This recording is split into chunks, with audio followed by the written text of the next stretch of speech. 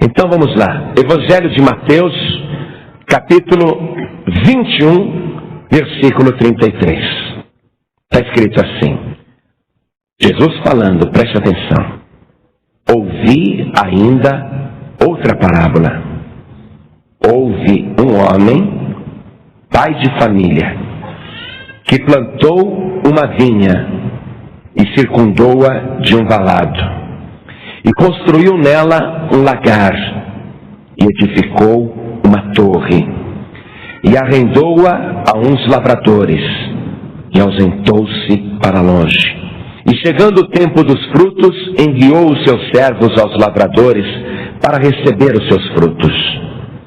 E os lavradores, apoderando-se dos servos, feriram um, mataram outro e apedrejaram outro.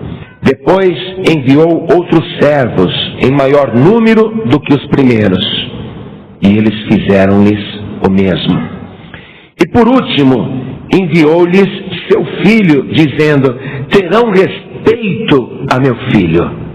Mas os lavradores, vendo o filho, disseram entre si: este é o herdeiro. Vinde, matemo-lo e apoderemo-nos da sua herança. E lançando mão dele, o arrastaram para fora da vinha e o mataram. Muito bem. Você crê nisto que Jesus falou? Você crê que é a palavra de Deus? Você quer ser abençoado, abençoada através da palavra? Então vamos dar a melhor salva de palmas para a palavra de Deus. Mas vamos aplaudir mesmo. Enquanto você aplaude, abre a tua boca para glorificar a Deus. Diga bem alto: glória a Deus. De novo, diga por tua conta própria. Diga tirando esse glória de dentro das suas entranhas. Diga de uma tal maneira que você sinta que esse louvor está chegando no trono de Deus. Isso, dá glória, glória, glória. Senhor nosso Deus e nosso Pai, esse povo está te glorificando porque te ama, tem prazer de te exaltar, de te glorificar. Afinal de contas, o Senhor é digno de tudo isso. O Senhor é merecedor de toda essa honra. Então recebe o louvor da tua igreja, recebe o louvor do teu povo. E enquanto esse louvor está subindo, Senhor, vem agora com o teu Espírito Santo, toma o nosso lugar, fala através da nossa boca, que não sejamos nós a falar, mas que o Senhor fale agora, e que a tua palavra vá e produza o resultado para o qual está sendo mandada, em nome de Jesus. Amém. Diga amém, Jesus. Muito bem, senta. Caneta na mão. Primeira anotação que eu quero que você faça, aí em cima do título dessa parábola, que é chamada de a parábola dos lavradores maus. Quero que você anote que Jesus contou essa história numa terça-feira, 3 dias antes de morrer. E é impressionante que ele tenha contado essa história, essa parábola, falando de coisas extremamente profundas, sintetizando, resumindo com poucas palavras, todo o plano de Deus, a intenção de Deus, seu relacionamento com o homem, com o ser humano, e a reação das pessoas diante de Deus, aquilo que Deus espera de cada um de nós, a atitude do homem, da mulher, diante do que Deus espera que a pessoa presente faça, e como que o homem e a mulher reagem diante do Filho de Deus. E é mais impressionante ainda que ele tenha contado essa história na terça-feira, 3 dias antes de morrer, e profetize até da sua própria morte. Você veja que ao proferir esta parábola, Jesus sabia até como que o filho do dono da vinha iria morrer fora da vinha. Então ele tem detalhes de tudo. Se ele fosse um covarde, egoísta, ou uma pessoa que estivesse somente preocupada consigo mesma, ele com certeza, sabendo do que iria acontecer dentro de 3 dias, ele fugiria. Mas há algo impulsionando o Senhor Jesus, que mesmo tendo consciência plena de tudo que vai acontecer, ele não recua 1 segundo sequer. Ele não volta 1 milímetro, nem na sua posição, nem na sua missão. Ele continua movido por aquele sentimento forte, extraordinário, que fez com que ele deixasse a glória renunciando tudo, chegasse aqui na terra, renunciasse tudo na terra, e agora ele vai fazer a maior renúncia que uma pessoa pode fazer. Ele vai renunciar à própria vida. E ele vai fazer tudo isso movido por amor. Quando a gente contempla essa coragem de Jesus, este amor de Jesus, e quando a gente fica analisando, meu Deus, o homem sabia de tudo, não foi pego de surpresa, não foi assassinado, ele se fez de vítima, ele se entregou como vítima, ele se ofereceu como vítima, e ele só queria uma coisa com esse sacrifício: a nossa salvação. Ele só queria que cada pessoa que está aqui pudesse se transformar em filha de Deus, em filho de Deus. Uma coisa impressionante. 3 dias antes de morrer, ele conta esta parábola, e você sabe que uma parábola encerra mistérios dentro dela. Uma parábola serve para revelar verdades ocultas, e somente quem é de Deus entende. Os que ouviam e não eram de Deus não entendiam, se bem que esta parábola até os ímpios entenderam.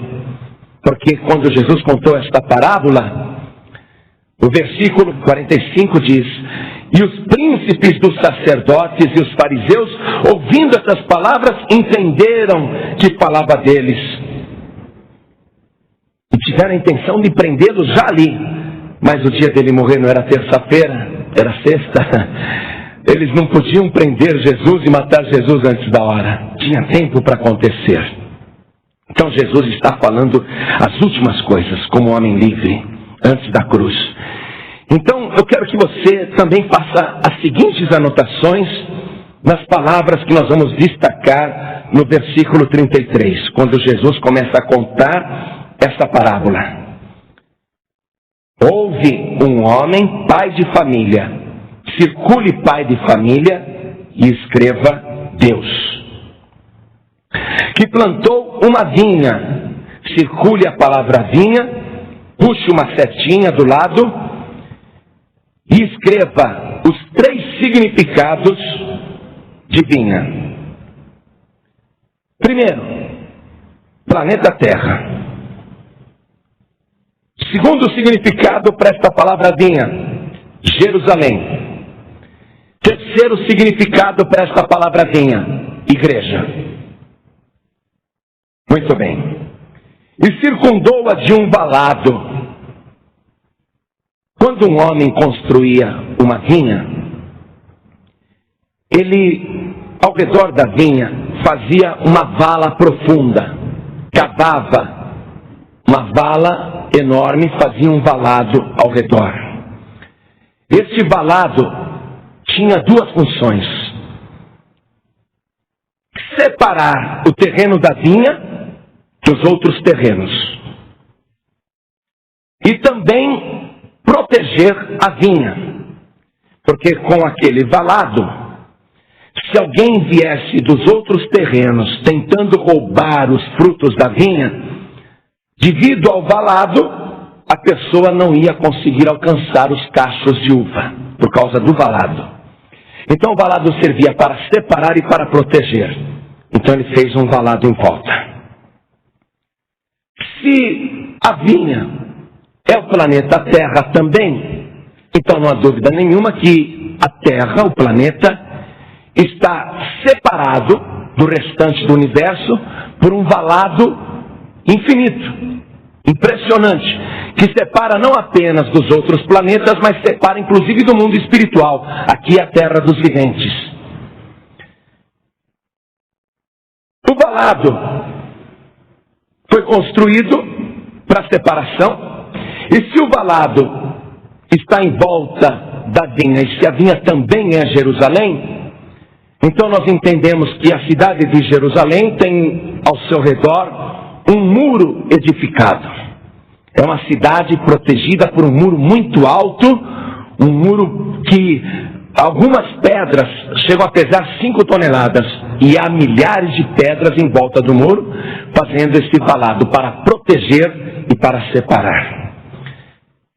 E também é lógico que se o valado é a igreja, deve existir uma separação entre a igreja e o mundo, tanto para servir como separação, como para proteção. O valado é para proteger e para separar. E construiu nesta vinha um lagar. O lagar tinha presença obrigatória numa vinha, porque representava o produto final de uma vinha. Porque o que adianta ter uma vinha? Tem que se industrializar a colheita, tem que se pegar os frutos, e o processo final é no lagar. Então os lavradores, eles pegam os cachos de uva da vinha, os frutos, levam até o lagar. O lagar é uma espécie de uma piscina. Geralmente o lagar é feito sobre uma pedra. Os homens constroem uma pequena mureta, mais ou menos dessa altura aqui, constroem uma mureta em volta do lagar, e colocam também na base alguns caninhos. E quando eles colocam os cachos de uva no lagar, os lavradores começam a pisar o fruto da vinha e começam a produzir o suco, que é colocado em vasos, se for para preservar como suco, ou se guarda em odres, se é para transformar em vinho, ou até para fabricar vinagre. Quer dizer que o lagar é a parte final de uma vinha, é o fim do processo. Então, construiu um lagar e edificou uma torre. Toda vinha tem que ter uma torre. Esta torre era edificada o mais alto possível, e nesta torre ficava um sentinela, um vigia. E do alto da torre, o vigia, ele contempla toda a vinha e vê o que está acontecendo, ele está vigiando. E ele vê também os terrenos além da vinha. Ele consegue enxergar além do valado. Então, do alto da torre, o vigia observa se não está chegando ladrão, alguém querendo roubar o fruto da vinha. Então, quando ele vê se aproximando um estranho, de lá do alto da torre, ele já fica prevenido. É para vigiar, a torre é para vigiar. Então, se ele disse que foi construída a torre, é porque alguém fica do alto olhando o que acontece na vinha. Se é o planeta Terra, do alto estão olhando tudo o que está acontecendo. Se é a cidade de Jerusalém, se vê tudo o que está acontecendo e vê os territórios vizinhos também. E se é a igreja, vê o que acontece na igreja e vê o que acontece no mundo. A torre é para que do alto se contemple o que está acontecendo. E arrendou-a a uns lavradores. Em volta da palavra arrendou, também você faça uma marca, porque arrendar significa alugar esperando participação. Não é simplesmente um aluguel. Um arrendamento significa uma parceria, onde aquele que arrenda espera receber frutos dos arrendatários. Muito bem. Quando ele falou que arrendou, que o dono da vinha arrendou a uns lavradores e ausentou-se para longe, nós sabemos que Deus, ele construiu todo esse planeta aqui, criou todas as coisas e foi para longe. Então esse planeta tem dono. Nós sabemos que Jerusalém, apesar de ser a capital eterna de Israel, ela tem dono e não pertence a Israel. A palavra nos diz que Jerusalém é a cidade do grande rei. Quem é o grande rei, igreja? Jesus. Então, Jerusalém tem dono. E se a vinha é a igreja também tem dono. A igreja foi comprada pelo sangue de Jesus Cristo. Então, seja o planeta Terra, seja Jerusalém, ou seja a igreja, os lavradores nunca são proprietários. Quem são os lavradores? A humanidade, no caso do planeta Terra, os judeus, no caso de Jerusalém, e os cristãos, no caso da igreja. Todos os trabalhadores não possuem nada. Nenhum ser humano é dono do mundo, não pode fazer o que quer no planeta, porque esse planeta tem dono. Não se pode fazer o que quer em Jerusalém, porque Jerusalém tem dono, é a cidade do grande rei. E os lavradores, no caso da igreja, também não podem fazer o que querem, porque a igreja também tem dono. Todo o trabalho que é feito, que ele delegou, foi na base de um arrendamento. Então, não é dado a ninguém, seja no planeta Terra, ou na cidade do grande rei, ou na igreja de Cristo, não é dado a ninguém possuir nada. Por isso que nenhum ser humano leva nada deste mundo, ninguém leva nada de Jerusalém e ninguém leva nada da igreja. Tudo isso tem dono, e quem está na vinha está como arrendatário. Tem que estar consciente que não possui nada, que está ali até agindo, produzindo, trabalhando, mas tem que prestar contas.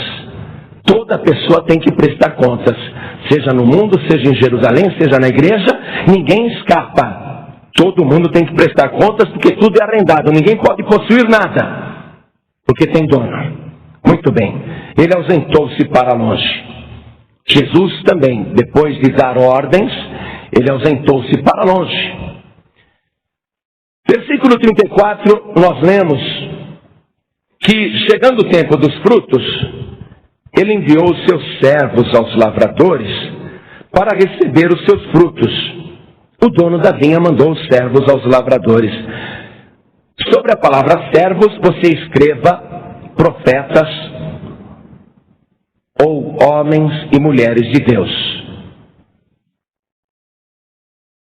Quer dizer que Deus sempre manda os seus servos para receber os frutos. Porque tudo que Deus faz, Ele quer resultado. E resultado positivo, Ele não aceita resultado negativo. Aliás, Ele não aceita nem o mesmo resultado. Tudo que Deus faz, Ele quer um resultado positivo e um grande resultado. Ele só fica feliz se tiver resultado. Se não der resultado, tem castigo. É como você vê a parábola lá dos talentos. É a mesma história daqui, é a mesma colocação sobre a cobrança de resultado. Para que a gente possa entender cada vez melhor o que Deus espera de cada um de nós, vamos ver aqui em Mateus capítulo 25, no versículo 14, vamos ver rapidamente.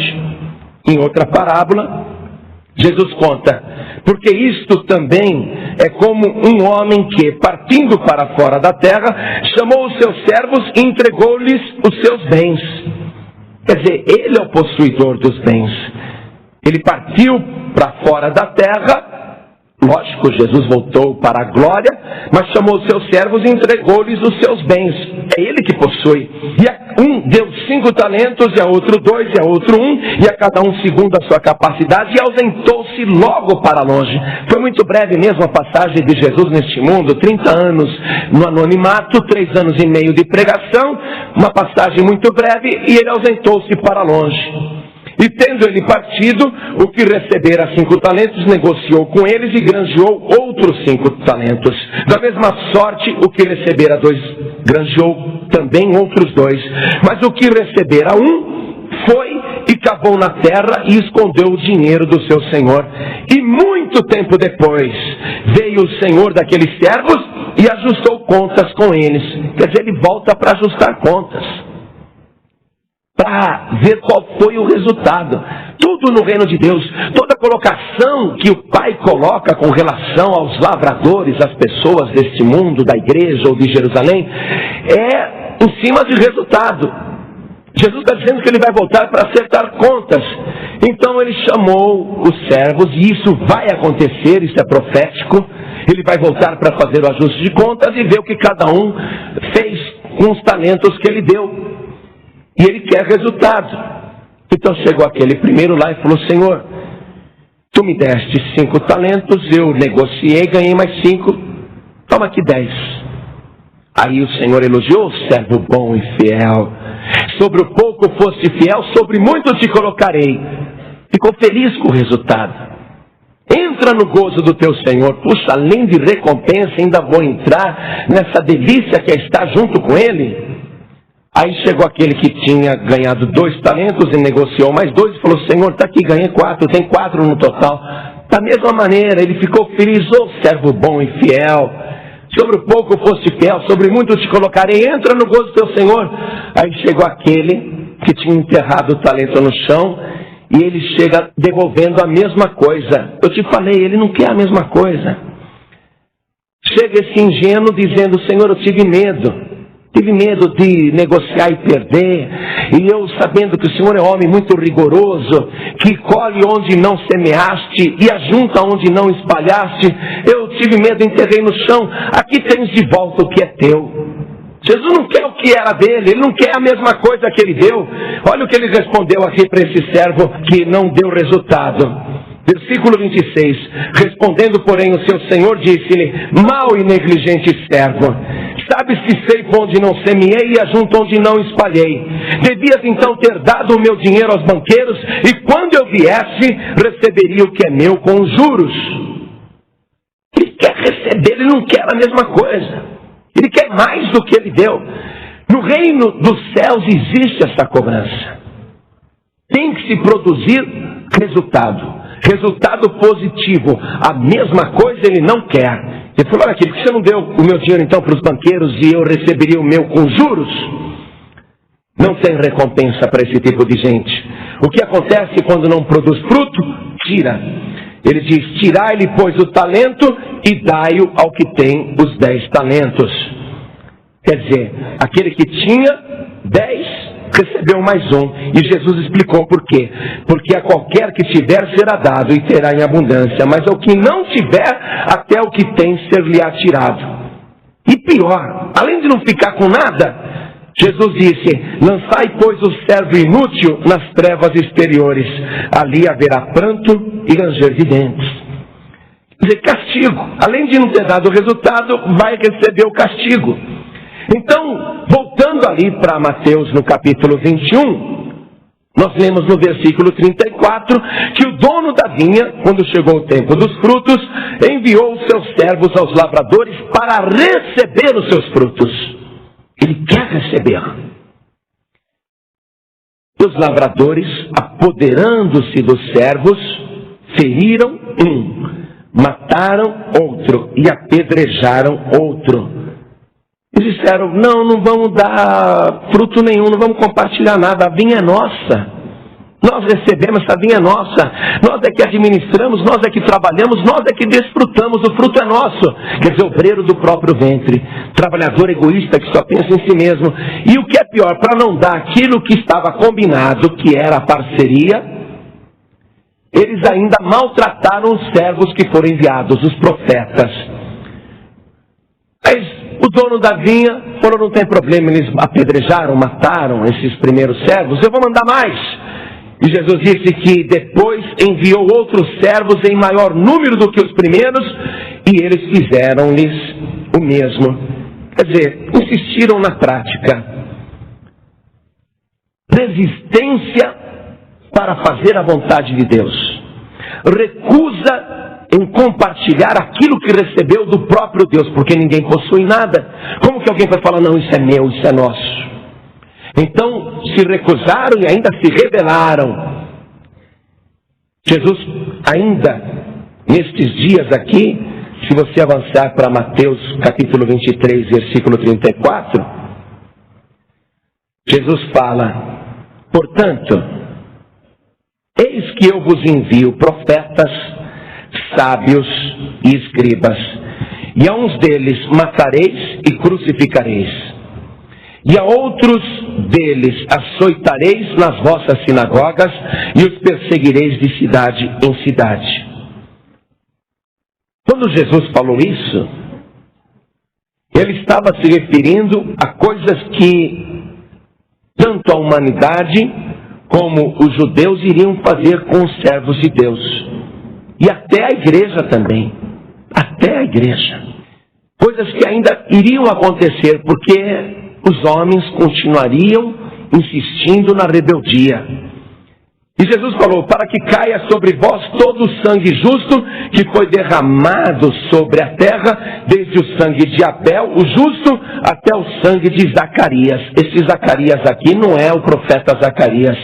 É o Zacarias que aparece lá em 2 Crônicas 24, 21, filho do sacerdote Joiada, que pregou duramente para os sacerdotes, pregou na autoridade do Espírito de Deus, e eles o mataram dentro do pátio da igreja, no lugar onde os sacerdotes ficavam reunidos. Quer dizer, eles que eram obrigados a guardar a lei, e a lei diz: não matarás, eles mataram um homem de Deus lá dentro, e Jesus disse que ia ser cobrado isso. Não ia ficar sem chumbo, não. Então, Jesus ele fala que essa prática iria continuar. Quando Jesus falou isso, por exemplo, Estevão ainda não tinha sido apedrejado e morto. E Jesus está profetizando que os homens vão fazer isso. E por qual motivo que Estevão vai ser apedrejado e morto?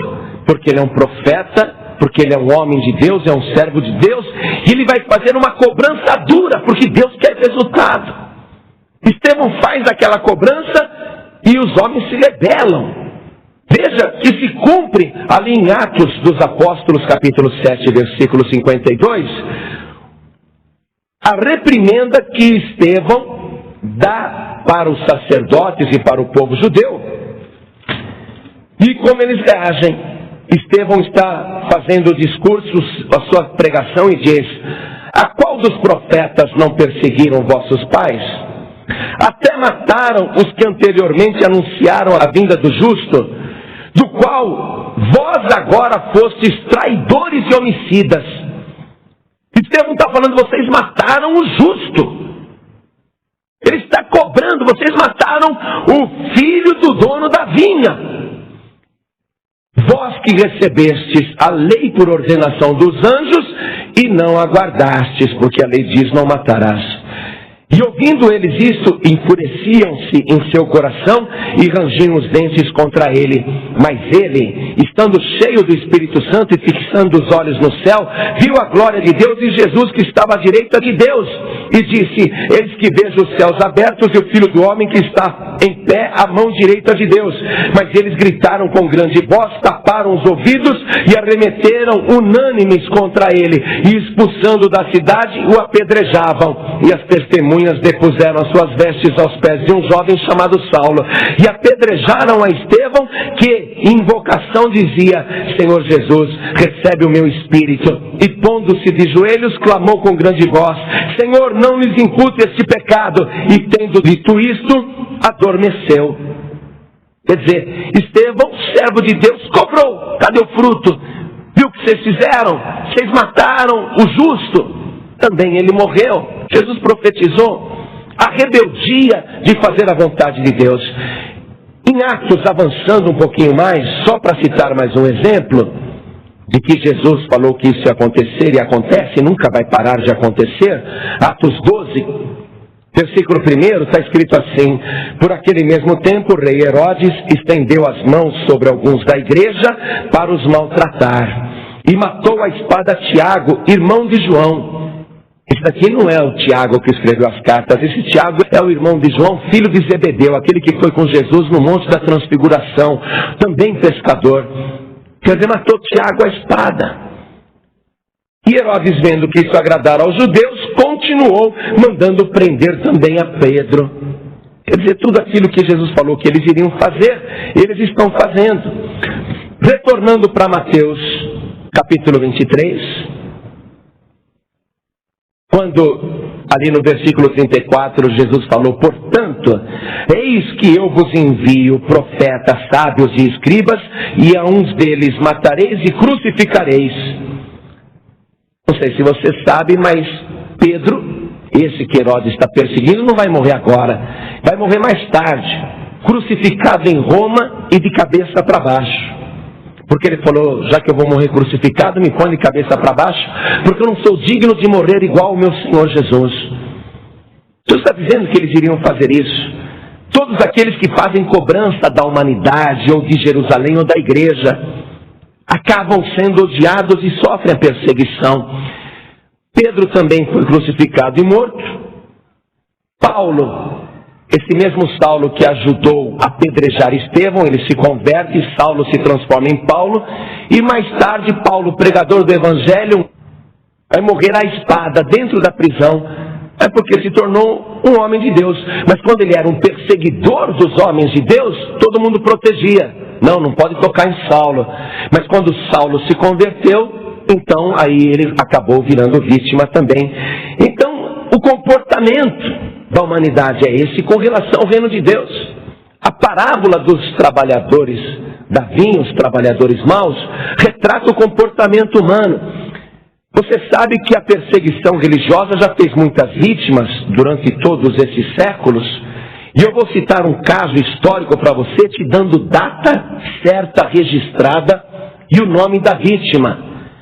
Para você ter uma ideia, aqui no Brasil, anote isso, pode escrever aí mesmo, na página da Bíblia. No dia 9 de fevereiro de 1558, aqui no Brasil, na Baía da Guanabara, naquela paisagem maravilhosa, chegou um navio holandês. Esse navio holandês trazia bastante gente. E a Holanda é um país protestante. E quando o navio holandês chegou, trouxe também o primeiro pastor ao Brasil. O nome desse pastor era Jacques Le Baleu. Vou repetir, Jacques Le Baleu. E quando ele desceu do navio, o padre José de Anchieta, com muitos índios à volta, ordenou que os hereges fossem mortos, afogados. E os índios começaram a afogar os holandeses ali na Baía da Guanabara. E quando chegou a hora dos índios afogarem o Jacques Le Baleu, os índios não conseguiam matar o homem. Enfiavam ele dentro da água e ele saía vivo. O padre José de Anchieta ficou furioso. Entrou na água com batina e tudo. E falou, eu vou ensinar para vocês como é que se mata uma pessoa afogada. E ele afogou com as próprias mãos. Essa é a razão porque o José de Anchieta não foi canonizado até agora pelo Vaticano. Porque eles não têm coragem de fazer isso. Entendeu? Porque se eles canonizarem o José de Anchieta, dizendo que ele é santo, então nós vamos sugerir também para eles canonizarem o Chico Picadinho, canonizar o maníaco do parque, porque eles são assassinos do mesmo jeito. Mataram. Então, a perseguição é essa. Jesus foi o maior de todos os perseguidos. Foi assassinado brutalmente, e esse tipo de coisa veio acontecendo durante muito tempo. Mas preste atenção, igreja, preste atenção, meu amado, não fique preocupado com nada disso. Nós estamos vivendo os últimos tempos.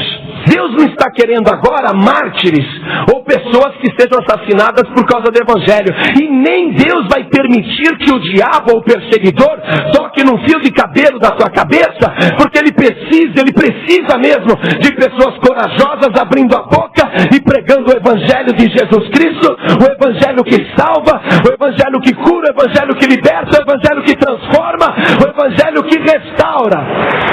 Não toqueis nos meus ungidos, diz o Senhor.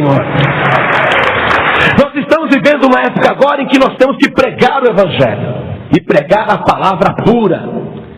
O Senhor Jesus, Ele espera frutos de você. Ele está te convocando para essa guerra, não essa guerrinha, né? Eu fico às vezes vendo que tem soldado que só entra na guerra depois que a guerra acabou. Não é? Acabou a guerra, agora nós vamos lá. Jesus, Ele quer soldados que entrem na guerra, porque a guerra não é contra a carne, nem contra o sangue, nem contra religiões. A guerra é contra principados e potestades. Quem está por detrás de toda essa perseguição? O próprio diabo. Satanás não quer que o reino de Deus avance, mas o diabo está sendo humilhado, porque quanto mais ele luta, quanto mais ele se opõe contra a igreja, mais a igreja do Senhor Jesus avança, mais a obra de Deus cresce, mais vidas são salvas, o nosso país está sendo transformado. Com perseguição e tudo, o Brasil está mudando. Jesus quer você nessa batalha. Jesus quer você com coragem nesse combate. E Ele quer frutos, Ele quer renúncia por amor a Cristo e ao Evangelho e coragem para continuar nessa batalha. Então, os fatos estão aí. Ninguém pode dizer que é mentira, porque estão aí. São patentes. E continuando ali na parábola dos lavradores maus, voltando para o capítulo 21, portanto, nós lemos aqui no versículo 37. E por último, o dono da vinha enviou-lhes seu filho, dizendo: terão respeito a meu filho. Mas os lavradores, vendo o filho, disseram entre si: este é o herdeiro. Vinde, matemo-lo e apoderemo-nos da sua herança. E lançando mão dele, o arrastaram para fora da vinha. Circula esta palavra aí, fora da vinha. Porque Jesus, Ele não foi morto dentro da cidade de Jerusalém, dentro da vinha. Ele foi arrastado para fora da vinha, Ele foi levado até o Monte Calvário, que fica fora de Jerusalém. O apóstolo Paulo, que também na época de Saulo acompanhou a execução de Jesus, mais tarde convertido, ele iria escrever uma carta realmente confirmando que Jesus foi morto fora da vinha. Quer dizer, cumprindo em detalhes essa parábola que Jesus contou 3 dias antes de morrer fora da vinha. Veja comigo aqui, Hebreus 13:12. Está escrito assim: Cristo, para santificar o povo pelo seu sangue, padeceu fora da porta.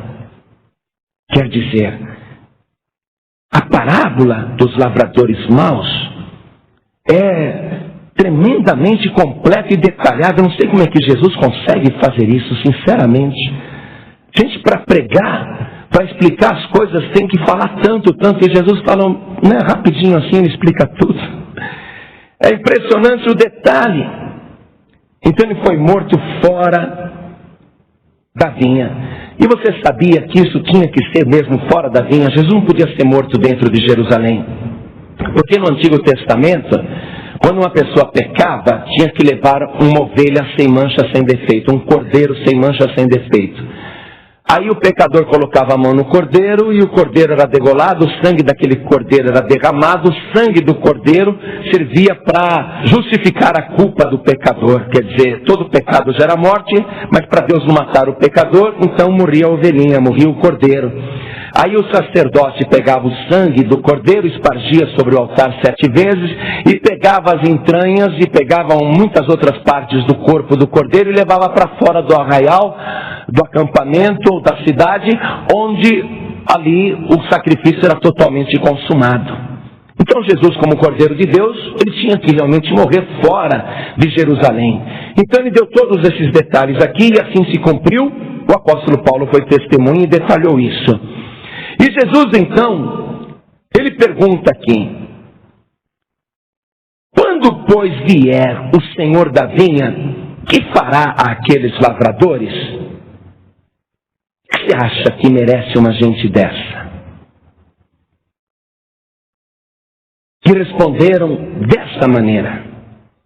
E eles mesmos responderam dizendo: dará afrontosa morte aos maus e arrendará a vinha a outros lavradores que a seu tempo lhe deem os frutos. Quer dizer, até o ímpio sabe a sentença. Eles sabem qual é a sentença. Uma morte mesmo daquelas assim, sabe, afrontosa. Não uma morte qualquer, uma morte afrontosa. E vai tirar deles a vinha e vai dar para outros. Eles estão falando.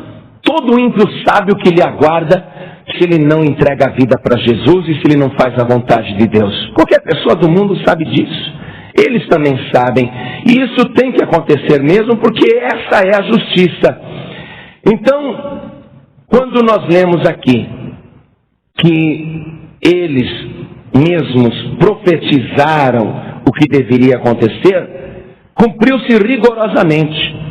Veja comigo agora Mateus 23:37. Jesus diz o seguinte: Jerusalém, Jerusalém, que matas os profetas e apedrejas os que te são enviados. Quantas vezes quis eu ajuntar os teus filhos como a galinha ajunta os seus pintinhos debaixo das asas, e tu não quiseste. Eis que a vossa casa vos ficará deserta. E ficou mesmo. Aquela Jerusalém que Jesus transitou por ela, onde Jesus várias vezes entrou, aquela Jerusalém não existe mais. A cidade foi totalmente destruída, não ficou pedra sobre pedra no ano 70 da era cristã. O general Tito entrou lá, acabou com tudo. Nossa casa vos ficará deserta. Eles perderam. O que era para fazer? Tira a vinha deles. Eles mesmos profetizaram. E a razão, olha, principal foi a rejeição do Senhor Jesus. Porque eles não conheceram o tempo da visitação. Jesus falou: porque eu vos digo que desde agora não me vereis mais, até que digais, bendito o que vem em nome do Senhor. Eles não receberam Jesus. E eles vão ter que pedir pela presença de Jesus futuramente. Isso daí está profetizado também. Mas, retornando aqui para Mateus 23, 37, você precisa entender o que Jesus estava sentindo quando proferiu essas palavras. Era Semana Santa, Páscoa. A cidade de Jerusalém estava fervilhando. Era feriado religioso, uma semana inteira de feriado. Pessoas do mundo inteiro tinham ido para Jerusalém para participarem da Páscoa da Semana Santa. E não foi por acaso isso. Porque era naquela Semana Santa, naquela semana da Páscoa, que Jesus ia ser sacrificado por toda a humanidade, morrer pelo mundo inteiro. Então todo o mundo teria que ter representantes lá em Jerusalém naquela semana. Mas todos aqueles representantes do mundo inteiro não estavam nem aí com Jesus. E o Senhor olhava as pessoas correndo para lá e para cá, naquela euforia de Semana Santa, feriado prolongado, etc. e tal. E Jesus viu que as pessoas estavam preocupadas com tantas coisas sem importância, e as pessoas nem sequer o enxergavam. Foi ali, diante daquele resumo da humanidade, que o Senhor Jesus começou a chorar. Ele chorou sobre Jerusalém. Chorou, mas aquele choro sofredor, aquele choro de quem não se conforma, um choro pior do que quem perde um filho, um parente querido, um choro amargo, um choro triste, um choro de quem não consegue entender, não consegue compreender.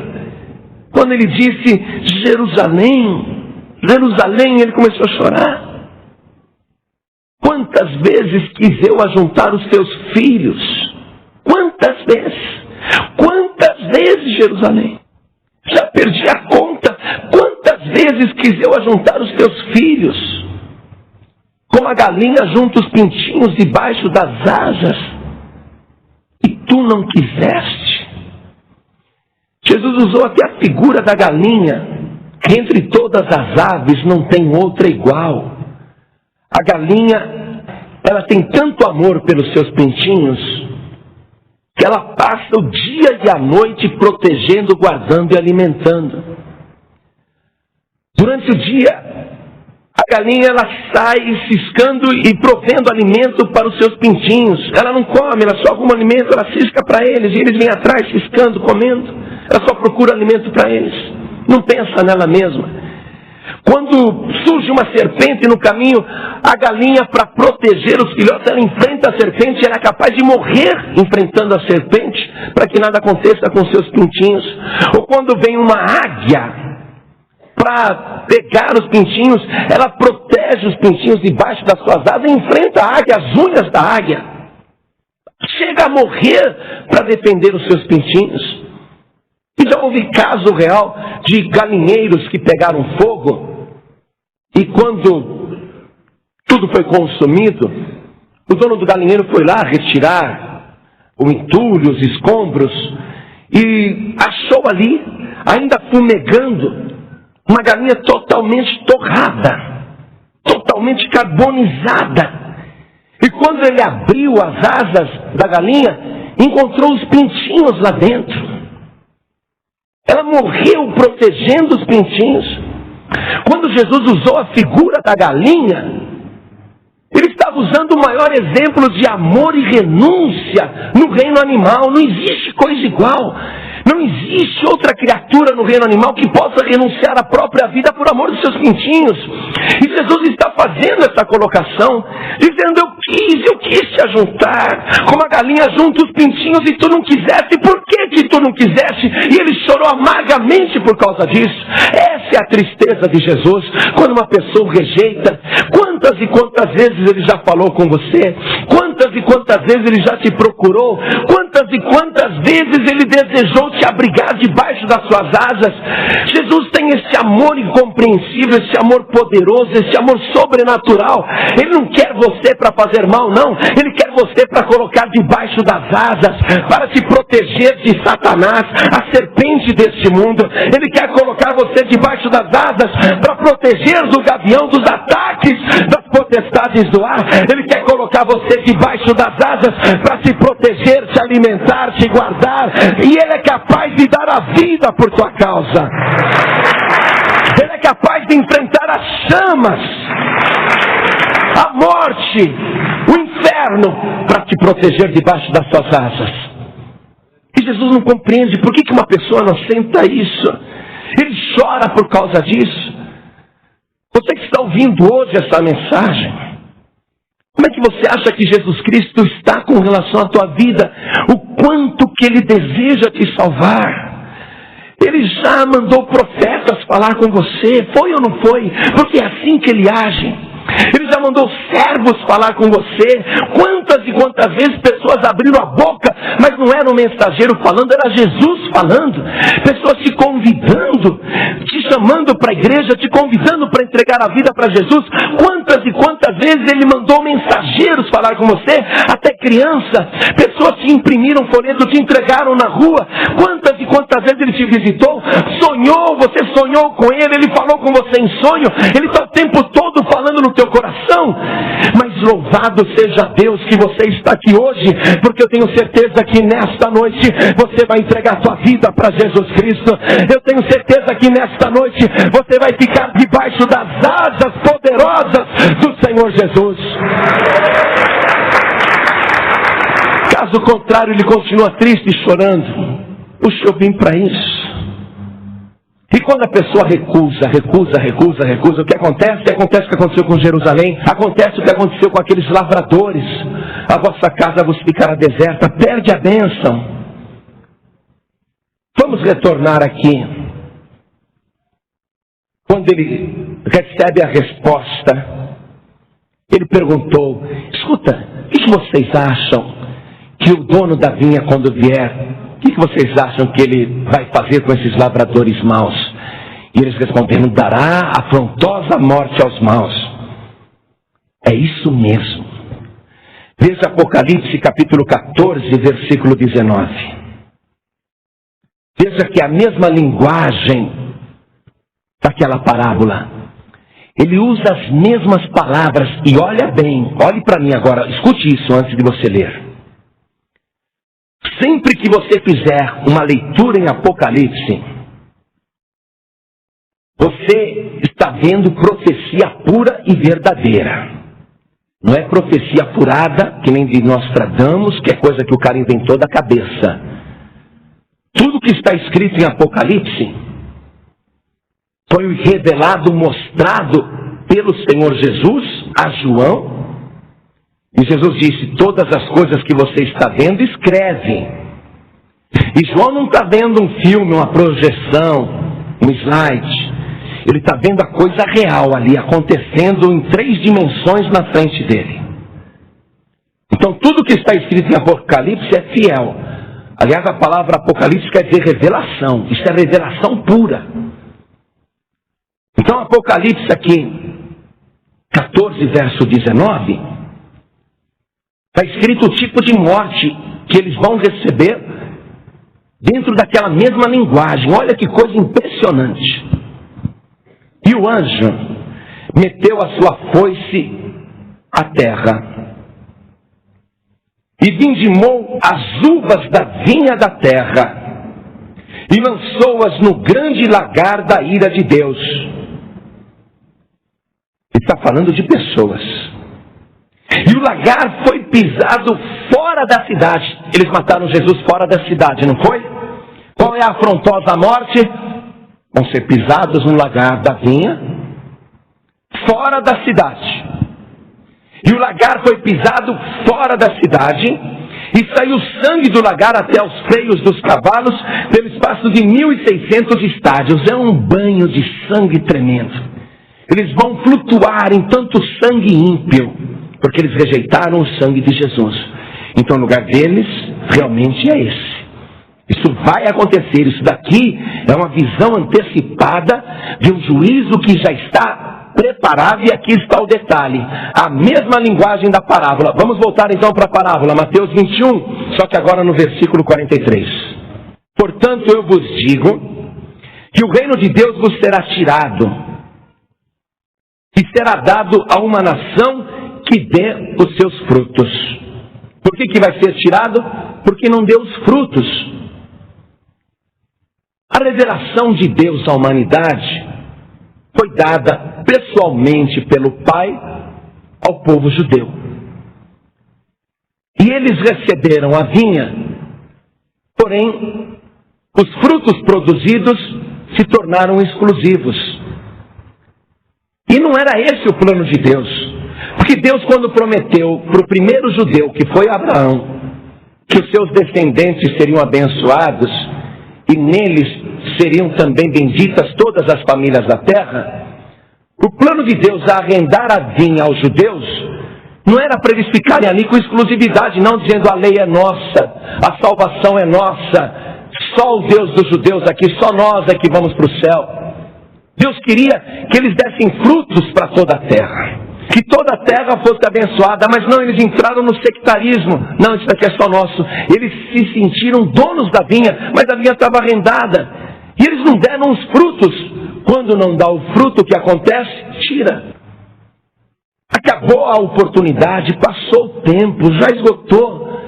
Então ele falou, vai ser tirado de vocês e vai ser dado a uma nação ou um povo que a seu tempo deu seus frutos. Então é aqui que entrou a igreja. A vinha deixou de ser Jerusalém e a vinha passou a ser a igreja. E a visão do Senhor Jesus é para abençoar o mundo todo. Por isso que ele falou, ide por todo o mundo e pregar o evangelho a toda criatura. Porque a bênção de Deus é para alcançar toda a terra. Não é para a gente ficar falando, só a nossa igreja que salva, só nós que vamos para o céu, deixa esses ímpios e tudo para o inferno. Os judeus já fizeram isso e perderam a oportunidade. Jesus não quer que a gente fique aqui, sabe, limitado à nossa própria salvação, enquanto o mundo todo está desmoronando à nossa volta e as pessoas perecendo, e a gente nem se importando. Para quê? Eu já sou salvo, não estou nem aí. Não, não foi esse o pensamento de Jesus. Ele não precisava ter vindo para cá, ele veio movido por amor. Então, a vinha foi tirada dos judeus e foi dada então agora para os cristãos. Os lavradores agora são os cristãos. A vinha agora é a igreja. E cada um de nós está sendo chamado dentro da igreja, na vinha, como lavrador, e ele continua na exigência do fruto. Aliás, ele nos constituiu para que cada um de nós dessemos frutos. João 15:16. Vamos até lá. Jesus está conversando conosco. E ele diz assim, não me escolhestes vós a mim, mas eu vos escolhi a vós, e vos nomeei, para que vades e deis fruto, e o vosso fruto permaneça, a fim de que tudo quanto em meu nome pedirdes ao Pai, Ele vos conceda. Então Jesus está dizendo que nós somos escolhidos agora para sermos os trabalhadores desta vinha. E Jesus quer que cada um de nós produza fruto no seu nome, para que a vinha vá aumentando sobre a terra. Ele quer que esses frutos sejam frutos permanentes. O único fruto que permanece é o que é produzido para a vida eterna. Porque aqui nesse mundo, ou aqui nessa terra, nada vai ficar, tanto é que a igreja vai ser tirada daqui. Os frutos vão ser recolhidos. Antes que ele venha pisar o lagar, os frutos vão ser recolhidos. Os bons frutos. Então ele quer que cada pessoa tenha essa consciência. Eu quero te declarar este privilégio, amado. Jesus te deu uma honra muito grande. Os anjos gostariam de estar no teu lugar.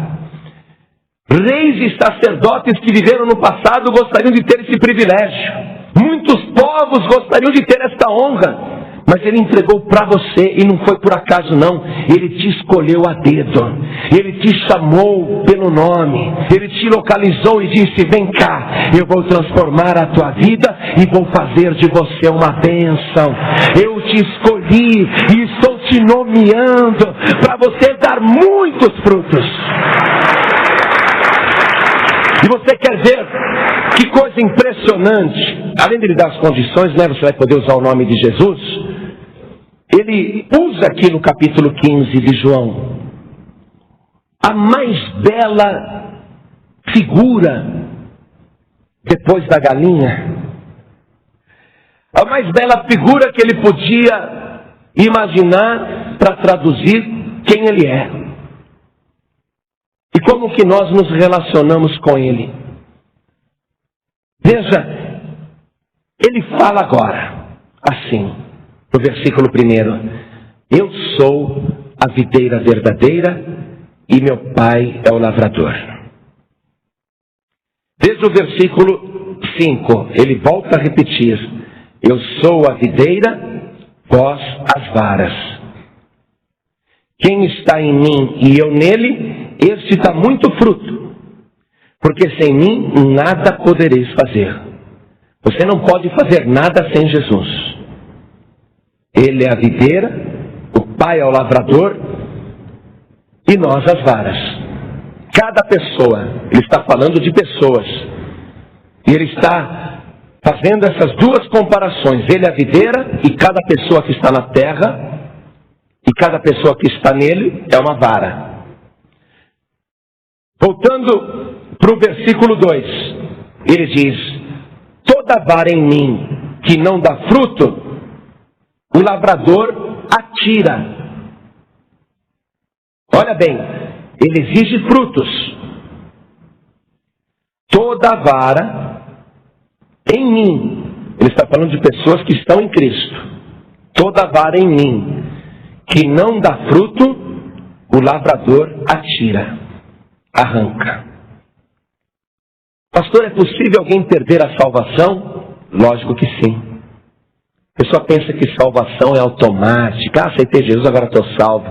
Jesus disse: quem perseverar até o fim será salvo. Não é assim, aceitei Jesus, batizei.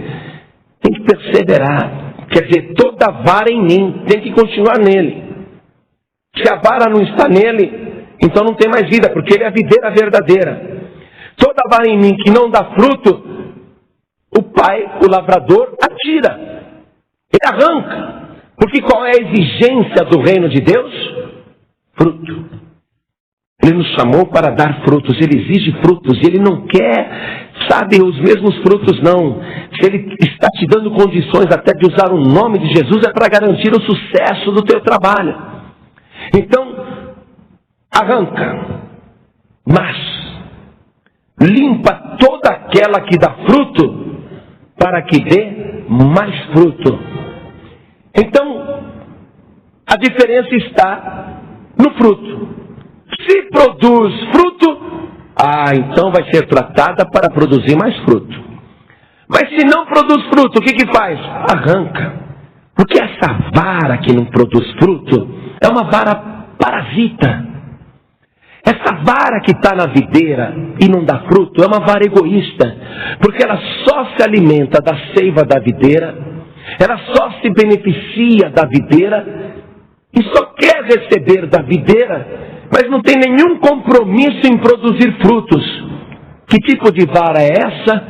É aquela pessoa que só procura Jesus porque precisa, só procura Jesus porque quer receber bênçãos. Quando chega a hora de fazer aquilo que ele espera, que é produzir frutos, Não tem fruto. Então o lavrador chega e fala, mas que vara descarada e atrevida. Fica aí como uma parasita na minha videira verdadeira, se aproveitando da bondade e generosidade da minha videira e não quer produzir frutos, não tem compromisso com a videira. Para que essa vara vai ficar sugando desse jeito? O lavrador chega e arranca e tira. Essa vara não está nem aí. Então não vai ficar na videira não, só está ocupando espaço, atrapalhando, sugando, se aproveitando. Ele arranca. Mas se a vara está na videira e produz frutos, o lavrador chega e olha, puxa, essa varinha aqui produziu fruto. Se eu der um trato nela, se eu cuidar bem dela, ela vai produzir mais frutos ainda. Eu vou limpar essa vara.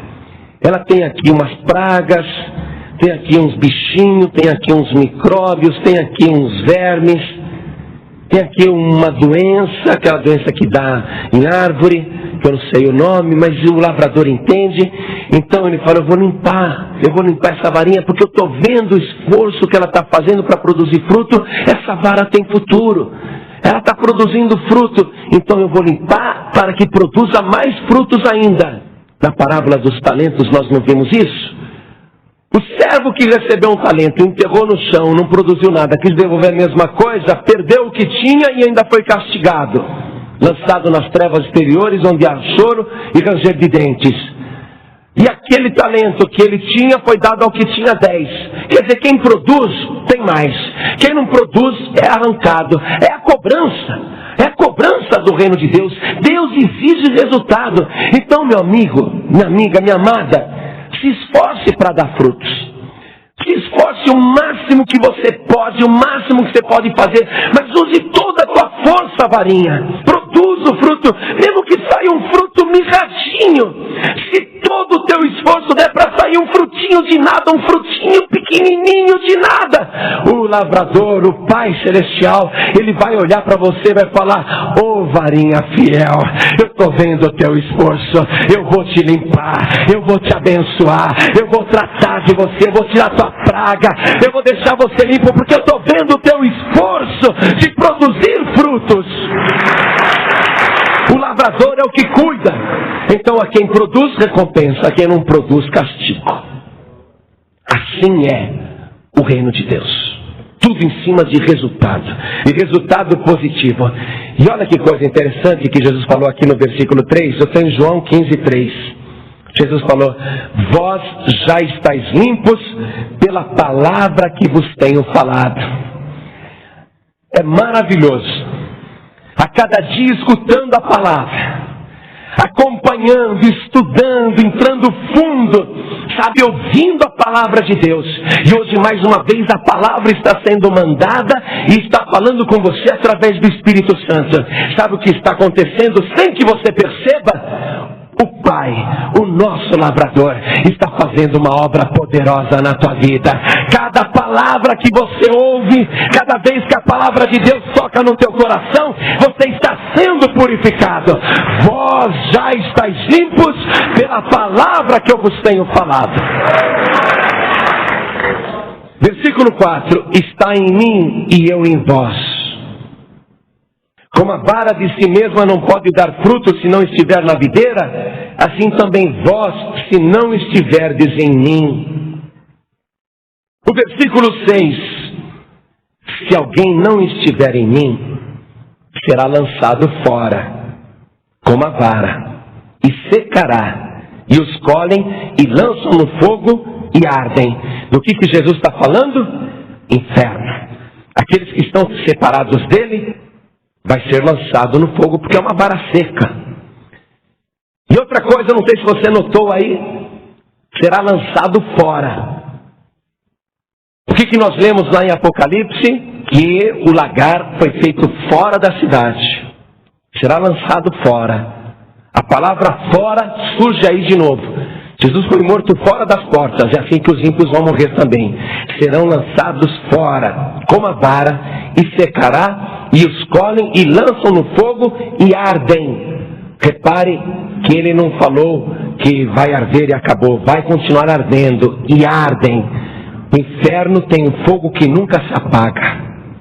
E no inferno, a pessoa que está ali, ela é atormentada dia e noite, e não há nada que diminua a sua culpa. Nem todo sofrimento e castigo vai abreviar a sua pena. É castigo eterno. Pastor João Ribe, Deus que é tão bom e ama, Jesus que é tão bom e amoroso, vai ter coragem de lançar suas criaturas no inferno? Ele está dizendo que sim, vai mesmo. Você não tenha dúvida nenhuma que ele vai. Porque são varas secas. Se a vara está seca, é porque essa vara está morta. Se você vê um defunto, você vai lá no cemitério. Vamos imaginar que tivesse um defunto morto há 3 anos ali, e ele está com o caixão aberto. Aí o bandido chega no defunto morto há 3 anos e dá 5 tiros. 6 para descarregar o revólver. Você vai ficar com pena do defunto? Ele sentiu alguma coisa? Ele está morto. Você vai ter pena do defunto? Não, porque ele está morto. Não é para ter pena da vara seca. Por quê? Porque a vara seca está morta. Você por acaso já viu um forno ou um fogão a lenha? Você já viu num fogão a lenha alguém queimar vara verde? Madeira verde? Por que não se queima a madeira verde? Porque a madeira verde ainda tem vida. Tanto é que se você pegar uma madeira verde e ainda enfiar na terra, dependendo, se tiver ali um ponto, ela brota, ressurge. Agora uma madeira seca, essa vara secou totalmente. Tipo essa madeira aqui, ó. Essa madeira tem condição de brotar? Por que ela não brota mais? Por que não pode produzir nada, nem folha, nem nada? Porque é uma madeira morta, está seca. Se a vara seca pudesse ter vida ainda, as construções de todas as casas seriam prejudicadas, porque colocariam uma estaca, um sarrafo e daqui a um mês ele estava brotando. Quer dizer, a madeira seca não tem mais vida. Quando você vai numa pizzaria, fogão a lenha, e você vê ali aquele fogão maravilhoso, a pizza no forno a lenha é deliciosa, né? Não tem igual. Alguma vez na pizzaria, olhando para dentro do forno a lenha, você ficou com pena das lenhas secas que estavam sendo queimadas lá dentro? Responda sinceramente, alguma vez você ficou com dó da lenha seca que estava sendo queimada lá? Então você chegou e falou assim, me solta uma calabresa, uma 4 queijo. E você ficou de olho na pizza, porque isso aqui é o fruto. Agora, a madeira seca está queimando na fornalha, você nunca ficou com pena dela, tadinha, né? Está queimando, nada. Por que você não tem pena? Porque é uma madeira seca. A vara que não está em Cristo, ela seca. E ela seca, não tem mais vida. Se queimar, quem que vai ter pena? Nem Deus, nem nós. Olha bem, você tem uma família, e pode ser que pessoas da tua família acabem indo para o inferno. Mas se você quer saber a verdade, você não vai nem ficar com pena, porque eles já estavam mortos. Ninguém vai ficar chorando, coitadinhos, nada disso, porque já estavam mortos. Se alguém não estiver em mim, será lançado fora como a vara e secará, e os colhem e lançam no fogo e ardem. Se vós estiverdes em mim, e as minhas palavras estiverem em vós, pedireis tudo o que quiserdes, e vos será feito. Agora eu quero te mostrar a coisa que eu considero mais impressionante nessa figura da videira que Jesus escolheu. A videira é uma planta que nós podemos dizer eterna, porque ela vive nas piores condições. Às vezes uma videira, ela pode até secar, e as pessoas olham e falam assim, morreu, né? Morreu. Mas basta um pouco de água e daqui a um tempo a videira está brotando de novo. Ela volta a produzir. Jesus, quando usou a ilustração da videira, foi por esse motivo. Porque pegaram Jesus e também o secaram. Ele foi secado totalmente, tiraram todo o sangue do seu corpo, ele foi esvaziado, ele foi drenado, ele ficou seco, ficou pele e osso.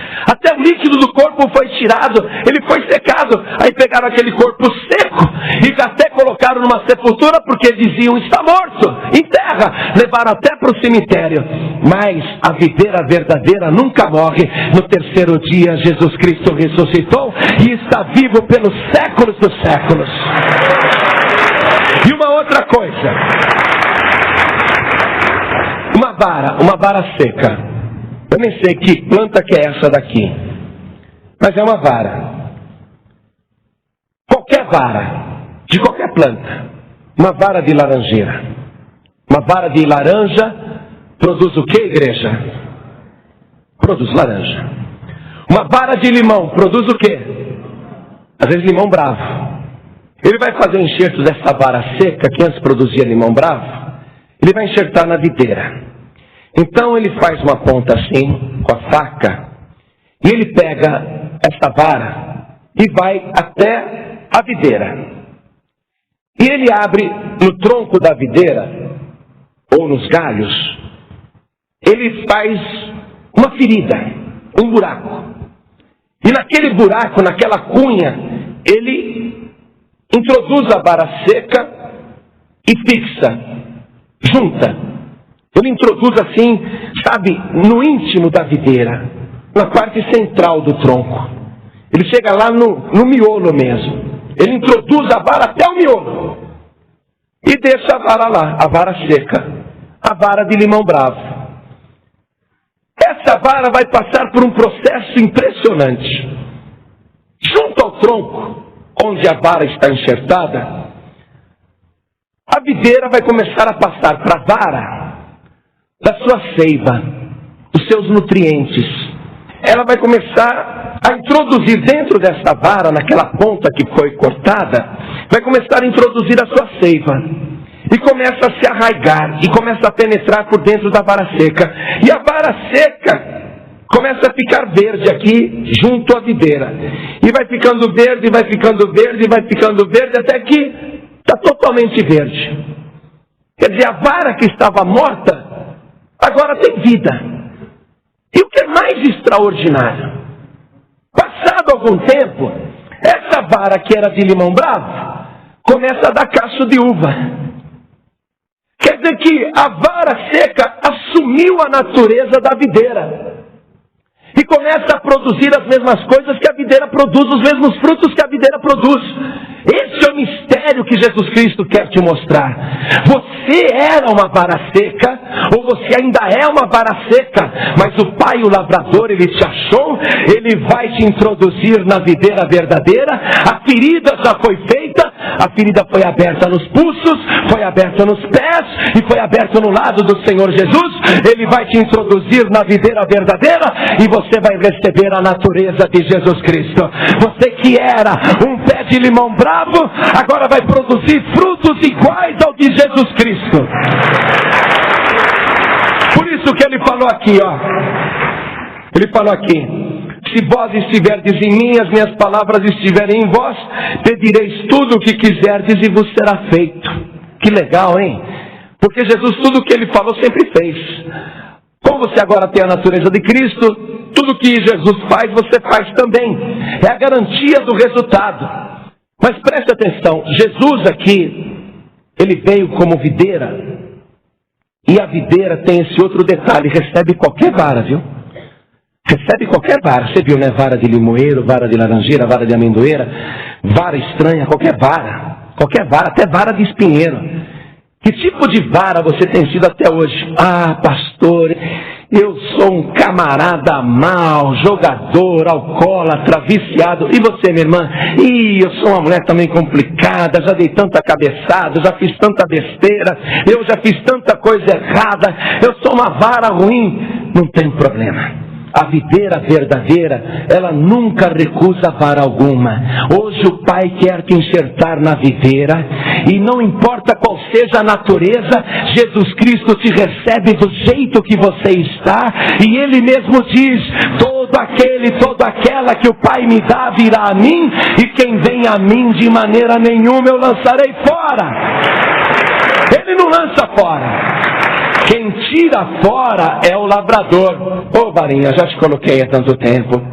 Você não produz fruto, está ocupando espaço inutilmente. Joga lá para ser queimada.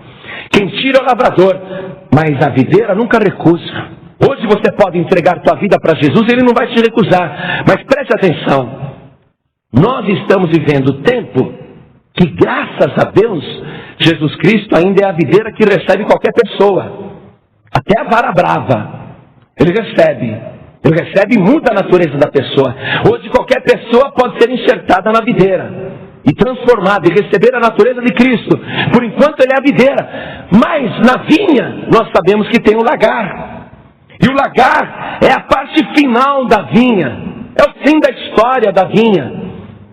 Jesus um dia vai voltar para pisar no lagar. Ele não vai voltar como videira, não. Por enquanto ele é videira, ele recebe qualquer pessoa. Mas quando ele voltar, ele vai voltar para pisar o lagar. Então veja comigo o profeta Isaías capítulo 63. Nós vamos ler a partir do versículo 1. E ajeita a tua caneta aí, tá bom? Para grifar algumas palavras que eu vou te falar. Fazendo a leitura. Isaías 63, versículo 1. Quem é este que vem de Edom, de Bosra, com vestes tintas? Risca quem é este? Passa um traço embaixo. E risca com vestes tintas. Passa um traço embaixo. Este que é glorioso em sua vestidura. Passa um traço, glorioso em sua vestidura. Que marcha com sua grande força. Eu, que falo em justiça, poderoso para salvar. Passa o traço aí. Debaixo da palavra justiça. Por que está vermelha a tua vestidura? E as tuas vestes como a daquele que pisa uvas no lagar? Passa um traço aí, que pisa uvas no lagar. Eu sozinho pisei no lagar, e dos povos ninguém se achava comigo, e os pisei na minha ira, e os esmaguei no meu furor, e o seu sangue salpicou as minhas vestes, e manchei toda a minha vestidura, porque o dia da vingança estava no meu coração, e o ano dos meus redimidos é chegado. E olhei, e não havia quem me ajudasse, e espantei-me de não haver quem me sustivesse, pelo que o meu braço me trouxe a salvação, e o meu furor me susteve. E pisei os povos na minha ira, e os embriaguei no meu furor, e a sua força derribei por terra. Muito bem. Ele veio como videira, ainda é a videira, mas ele vai voltar como aquele que pisa no lagar. Vamos comparar Isaías 63, e coloca a tua mão aqui, fica guardando essa página, e abre lá em Apocalipse 19:11. E eu já te falei que quando você ler Apocalipse, você está vendo o futuro em detalhes. E aquele que viu, escreveu. Jesus falou, escreve as coisas que vês. E ele escreveu assim, Apocalipse 19:11. Mantém Isaías 63 também aberto, tá? Para comparar, para você ver que é a mesma linguagem. E vi o céu aberto, e eis um cavalo branco. O que estava sentado sobre ele chama-se Fiel e Verdadeiro, e julga e peleja com justiça. Igual a Isaías 63:1, quando ele falou, eu que falo em justiça. Passa um traço debaixo de justiça aí. E os seus olhos eram como chama de fogo, e sobre a sua cabeça havia muitos diademas, e tinha um nome escrito que ninguém sabia, senão ele mesmo. Lá também, Isaías 63:1, estava perguntando, quem é este? A gente sabe que é Jesus, mas ele tem um outro nome que ninguém sabe, só ele mesmo. Ele não vinha lá em Isaías, também nós não lemos, que ele vem glorioso em sua vestidura. Olha como ele está vestido, glorioso em sua vestidura, que marcha com a sua grande força, assentado nesse cavalo aí. E estava vestido de uma veste salpicada de sangue. Isaías 63:2. Por que está vermelha a sua vestidura? E estava vestido de uma veste salpicada de sangue. E o nome pelo qual se chama é a Palavra de Deus.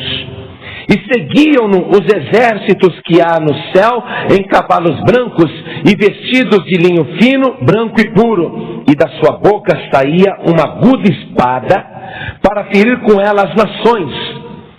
E ele as regerá com vara de ferro. Note que a palavra vara aparece outra vez. Só que ele, quando recebia a vara, era para dar a sua natureza. Agora ele vai usar vara de ferro. Ele continua usando vara, mas vara de ferro. Para quê? Para castigar. E ele as regerá com vara de ferro. E ele mesmo é o que pisa o lagar do vinho do furor e da ira do Deus Todo-Poderoso. Isaías 63, verso 6, está escrito: e pisei os povos na minha ira. Ele é o que pisa o lagar do vinho do furor e da ira do Deus Todo-Poderoso. Quem é esta pessoa? O versículo 16 diz claramente: e na veste e na sua coxa tem escrito este nome: Rei dos Reis e Senhor dos Senhores. Oh glória, é Ele mesmo, a videira verdadeira, que vai voltar para fazer justiça. E esse dia, o dia dos redimidos, está próximo. Profeta Joel, capítulo 3, no versículo 13. Vê que a linguagem é a mesma, amados. Lançai a foice, porque já está madura a seara. Vinde, descei. Quem que nós estamos esperando vir? Quem que nós estamos esperando descer? Lançai a foice, porque já está madura a seara. Vinde, descei, porque o lagar está cheio. Os vasos dos lagares transbordam. Sabe, quando os homens esmagavam, pisavam ali o lagar, eles ficavam recolhendo com vasos o líquido que saía, o suco. Só que os vasos já estão transbordando, já estão cheios, já encheu a medida. Não dá mais, já está transbordando. Os vasos dos lagares transbordam, passou da medida já. Porquanto sua malícia é grande. Multidões, multidões no vale da decisão, porque o dia do Senhor está perto no vale da decisão. Em Isaías 63, 4, a palavra estava escrita: porque o dia da vingança estava no meu coração e o ano dos meus redimidos é chegado. É a mesma palavra. Porque o dia do Senhor está perto no vale da decisão. Você tem duas opções com relação ao dia do Senhor. Fica de braços cruzados. Não faça nada. Deixa o dia do Senhor chegar. Não é? Nem se importe, nem liga. Deixa, quando chegar, chegou. Essa é uma opção. A outra opção é você trazer o dia do Senhor para agora, para já. É antecipar o dia do Senhor. É você dizer: eu não quero ser surpreendido. Eu quero antecipar o dia do Senhor para agora. Eu quero entregar minha vida para Jesus Cristo. Eu quero colocar a minha vida nas suas mãos. Eu sou uma vara seca, mas eu quero estar nas mãos do lavrador para que ele faça o enxerto. A decisão, você compreende, é sua. Aqui é para você o vale da decisão. Você pode deixar para lá, quando acontecer, aconteceu, não estou nem aí. E outra, não, estou muito preocupado. Eu não quero ser surpreendido. Eu quero estar preparado quando Jesus voltar. Eu quero estar enxertado na videira verdadeira. Eu quero estar no mais alto vigor quando Jesus voltar. Eu quero estar de pé diante dele. Eu quero estar pronto quando ele chegar, porque ele está chegando. O dia dos redimidos do Senhor está próximo, o dia do Senhor está perto. Como que uma pessoa faz para escapar da ira futura? João Batista falou, ele dizia para as pessoas: casta de víboras. Aquele homem lá não era fácil, não. Quem vos ensinou a fugir da ira futura? Produzi, pois, frutos dignos de arrependimento. O primeiro fruto que uma pessoa tem que produzir e que Deus espera colher de cada pessoa da terra é o fruto do arrependimento. É por causa do arrependimento que o pai, o lavrador, pega a vara e fala: eu vou enxertar. Porque eu pensei que essa vara estava morta mas não está morta não. Essa vara ainda dá para salvar. Essa vara eu vou enxertar na videira.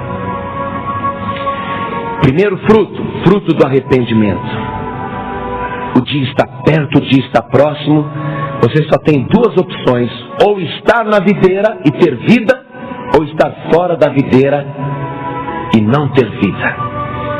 Estar na videira significa estar garantido, porque Jesus não vai queimar. Pelo contrário, quem está nele está garantido. Ele tem vida de verdade. A vara fora dele arranca, seca e queima e arde.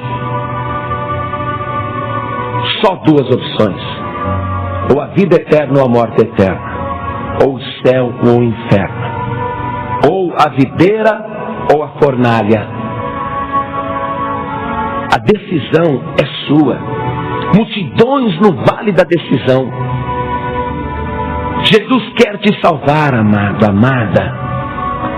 Ele está chorando por tua causa, se você quer saber. Mesmo com toda a rejeição que ele já sofreu da tua parte, mesmo com toda a indiferença que você teve até hoje, ele não desistiu de você. Continuou chorando, continuou enviando mensageiros, e hoje mais uma vez ele está enviando uma palavra para você, porque ele te ama, porque ele quer te recolher debaixo das suas asas, porque ele quer te proteger, te alimentar, te guardar. Ele vai enfrentar a serpente no teu lugar, ele vai enfrentar o diabo, ele vai enfrentar as chamas, o incêndio, ele vai enfrentar o inferno no teu lugar, vai te colocar seguro debaixo das suas asas para que você não morra no inferno. Ele vai dar tudo para garantir a tua vida eterna. E ele te recebe do jeito que você está. Ele te ama. Mesmo que a tua natureza seja tão diferente da de Cristo, ele vai fazer você igualzinho a ele. Pode ter certeza disso. Ele vai mudar até a tua personalidade. Antes você falava palavrão, era irado. Agora a tua palavra vai ser abençoada, santa e mansa. Você vai ficar cada dia mais parecido com Jesus Cristo. Hoje vai ser feito um enxerto na videira verdadeira. Mesmo que você esteja uma vara brava, não importa. Ele recebe todo tipo de vara, até a vara estranha, não importa, ele recebe. As feridas o lavrador já fez. Essas feridas estão abertas justamente para enxertar você. E mesmo que a tua vida esteja cheia de praga ou doenças, o lavrador ele vai te limpar e vai te curar. O lavrador tem um remédio para tuas feridas e para tuas doenças. Um remédio para exterminar as tuas pragas. O lavrador tem um produto que, olha, é altamente eficiente. Ele tem o sangue de Jesus Cristo. O sangue de Jesus te purifica de todo o pecado. O sangue de Jesus extermina todas as pragas da tua vida. Mas você tem que dizer: eu quero ser enxertado na videira verdadeira. Eu quero estar na videira. Eu quero entregar a minha vida para Jesus. Então, quantas pessoas hoje, ouvindo esta palavra, mais uma chance que o Senhor Jesus está te dando, mais um chamado que Ele está fazendo com lágrimas nos olhos, mais uma vez Ele está dizendo: venha. Quantas pessoas hoje querem receber o Senhor Jesus como único Salvador? Ergue a mão direita assim, bem alta. Misericórdia. Ergue bem alta a tua mão. Eu estou com pena do diabo. Eu estou com dó de Satanás. O bicho está envergonhado. Está muito humilhado. Jesus está pisando na cabeça de Satanás por tua causa. Todos que ergueram as mãos. Todos que ergueram as mãos. Venham aqui para frente agora, em nome de Jesus. Todos que ergueram as mãos, saiam dos seus lugares, porque o enxerto vai ser feito aqui. O lavrador está aqui, ó. Olha quanta gente. Vamos aplaudir mais o Senhor Jesus. Oh, glória, glória a Deus. Puxa, como Jesus está alegre. Como Jesus está feliz. É nessa hora que Ele para de chorar por tua causa.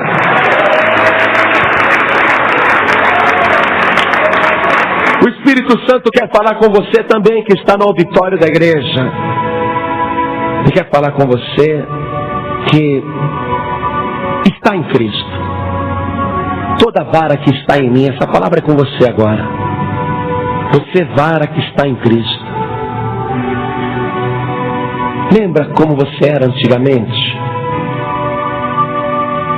Animado, animada, aquela empolgação, orar, ler a palavra de Deus, ir para a igreja.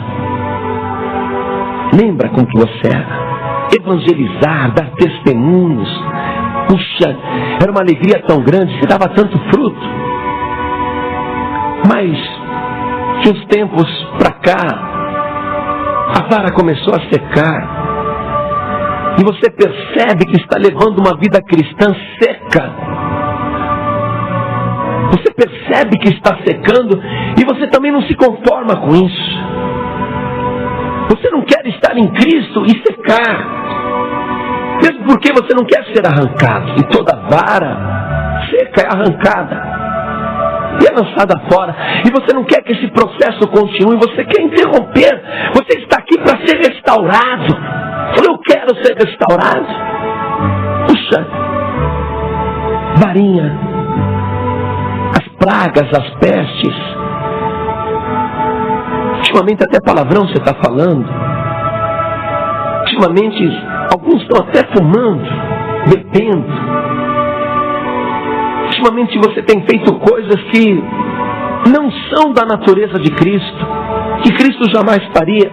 E você percebe que está ficando estranho para Jesus. Você percebe isso. Que o Espírito Santo está falando com você. Os teus frutos já não são perfeitos. Frutos que não podem ser utilizados. Frutos que estão bichados, estragados, defeituosos. E você não quer essa vida cristã. Você não quer, não foi para isso que você foi escolhido. Você quer voltar a ser uma bênção. Você quer dar muitos frutos para o reino de Deus e você reconhece que precisa de tratamento. Precisa ser limpado. O lavrador quer te tratar. E eu sei que o Espírito Santo está falando com muita gente agora, mas muita mesmo, muita gente. E você está sentindo a necessidade de melhorar. Eu preciso melhorar. Eu não posso continuar piorando. Eu tenho que interromper esse processo. Daqui para frente eu tenho que melhorar. Quem pode fazer isso por mim? É o lavrador. É o lavrador que cuida de cada vara em particular. Se ele ver o teu esforço, o teu desejo de melhorar, então ele vai tratar de você e você vai ser uma bênção. Então se você sente que o Espírito Santo de Deus está falando contigo diretamente, eu sei que está. Então sai do teu lugar e vem aqui para frente também. Venha para cá.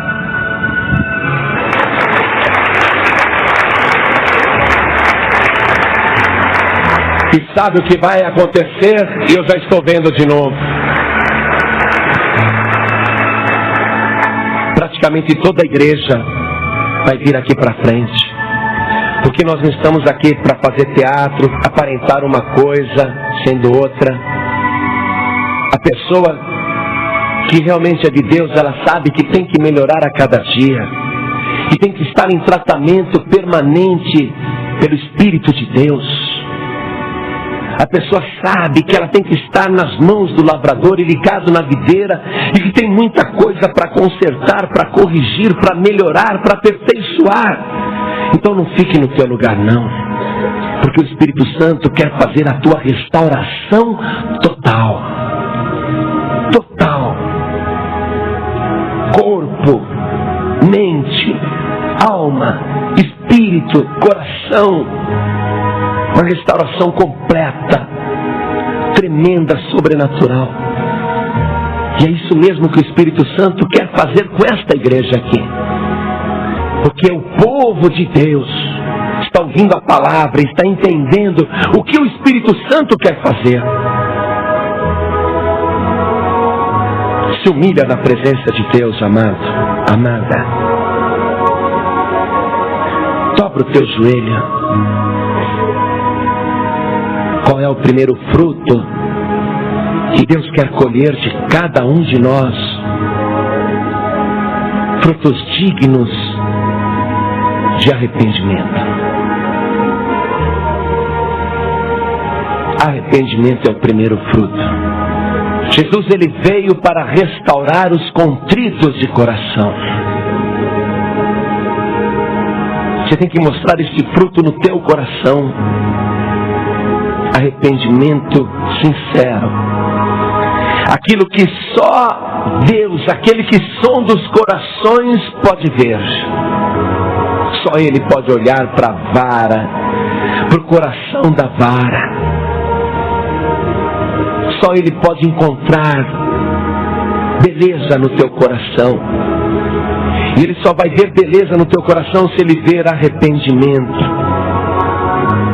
Frutos dignos de arrependimento. Aquilo que você sabe que tem que consertar, melhorar, conserta, melhora, faça isso. Se arrependa. Não volte a praticar as mesmas coisas que você estava praticando até 3 dias atrás, ou até ontem, ou até hoje. Não volte mais a ser o que você era. Interrompa agora esse processo onde você estava secando, morrendo. Você tem que voltar a sentir a alegria da salvação, a alegria do primeiro amor. Se eu pudesse me arrepender por você, mas nem eu, nem ninguém pode. É você, vara.